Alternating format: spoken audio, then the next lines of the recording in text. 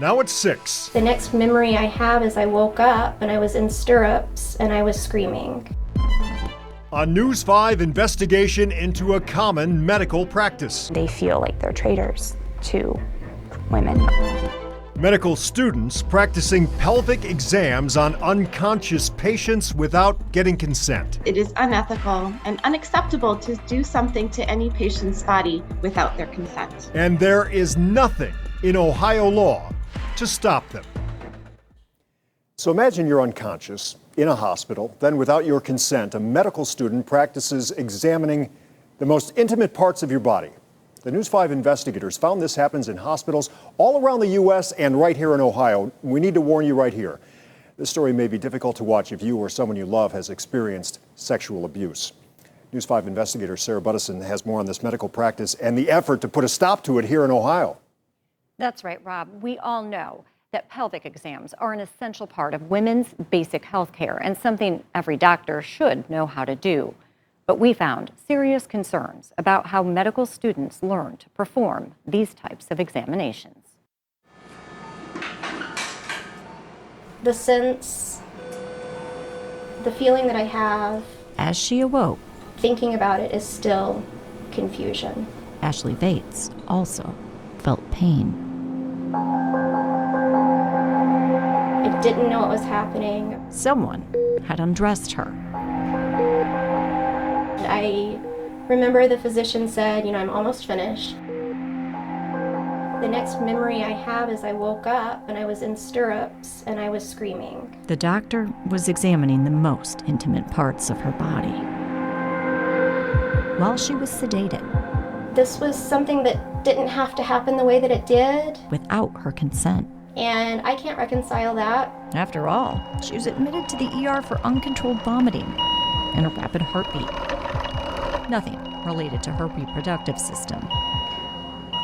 The medical necessity, I think, is dubious at best. Is that ethical? No, it's not. Lorie Bruce is a bioethicist at Yale University. It is unethical and unacceptable to do something to any patient's body without their consent. But it happens often. A study she co-authored estimates as many as 3.6 million women and men have received an unconsented intimate exam within the past 5 years. Sometimes these exams happen under anesthesia, and sometimes they happen when the patients are awake. Another problem, they're often done by medical students solely for their education. This 2005 survey found most medical students at the University of Oklahoma had performed pelvic exams on unconscious patients without their consent. Medical students often feel awful. We all intrinsically know that people have the right to decide what happens to their bodies. I thought, oh my gosh, is this happening? Alexandra Fane says it's still common practice. I was asked to do something I didn't want to do because I knew it was wrong. It was the first day of her clinical rotation at a Columbus hospital. The Ohio University medical student stood next to a patient who was sedated. The senior resident looked at me and said, hey, now's a good time to practice your pelvic exam. Did she need a pelvic exam? Not to my knowledge, she did not. She asked classmates. She says they were also told to practice pelvic exams on unconscious patients without their permission. They feel like they're traitors to women. 25 states ban pelvic exams without prior consent, Welcome to committee. Please proceed. but not Ohio. There's no other profession. We're asking professional learners to complete educational tasks tantamount to sexual violation is acceptable. Alexandra was one of 18 people who testified in support of a proposal last May. Since then, the legislation has languished in a House committee. It just doesn't need to happen.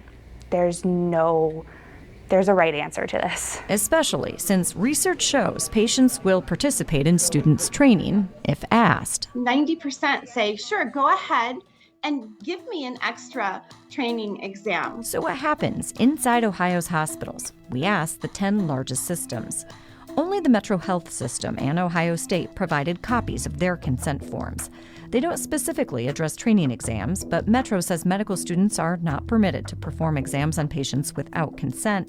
Ohio State says they have a long-standing policy that prohibits pelvic exams without consent. 5 systems, including the Cleveland Clinic and UH, sent statements that say they do not permit the practice but provided no proof. 3 didn't respond at all.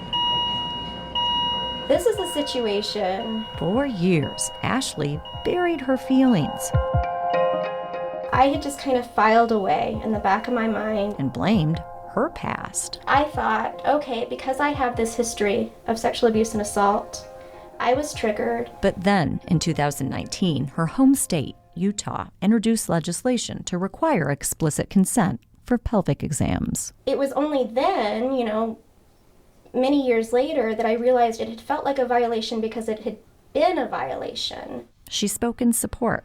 The bill became law. Ashley continues to advocate for patients to be required to give consent. If I am fully awake and lucid and clothed in a clinic visit and a student walks in, I can say, oh, no thanks. Why am I not afforded that opportunity when I'm even more vulnerable? We reached out to 3 major medical associations. They say they oppose performing pelvic exams under anesthesia without patient consent.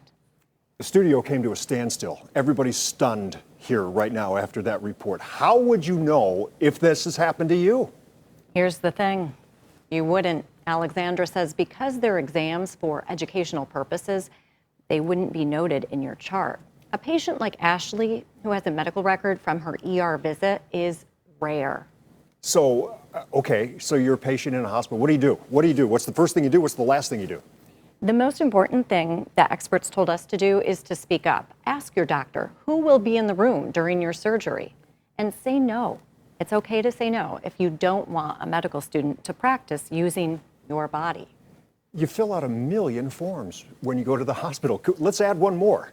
Hopefully this gets the ball rolling in the state of Ohio. My goodness. Sarah, thank you so much. This stuff. Wow.